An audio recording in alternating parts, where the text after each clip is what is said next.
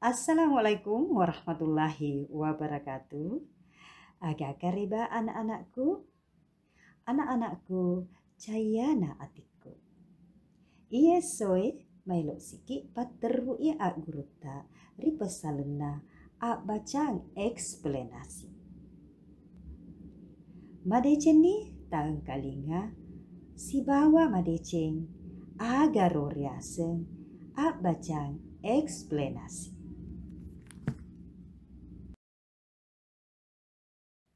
Ak bacang eksplanasi ia naritu ak bacang pulis papa katajang ripasalena se die aja jingeng.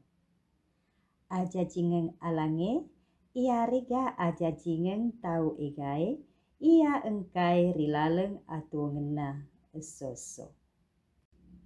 Ak bacang eksplanasi akatana mak bere papahang napak disengeng manesa lao ripak bacai. Ia naru magai rilalena ak bacang eksplanasi parelu tampu alu-kalu. Pasa bareng dan nia ak dimundrina se die aja jingeng. Tanra-tanrana ak bacang eksplanasi. Epai tanrana ak bacang eksplanasi.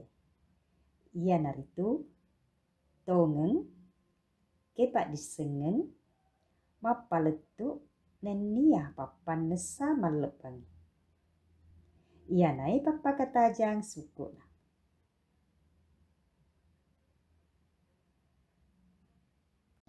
Nomor sedi tongeng. Betuana ak bacang eksplanasi lureng papaletu manyatai nenia tongeng.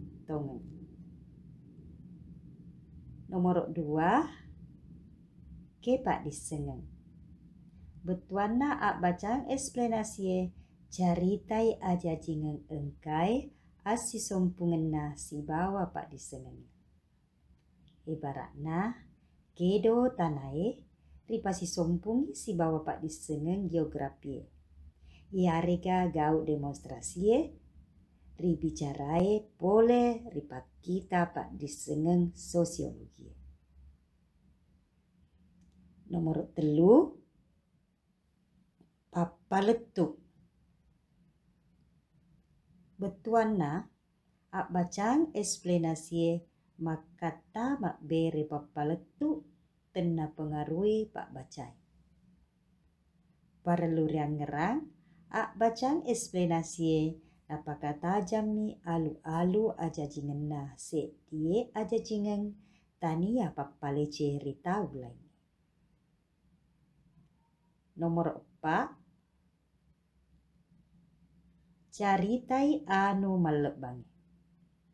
Betuana ak bacang eksplanasi panesai aja jingeng ia tuli rilolongenge rilaleng atau ngetak soso.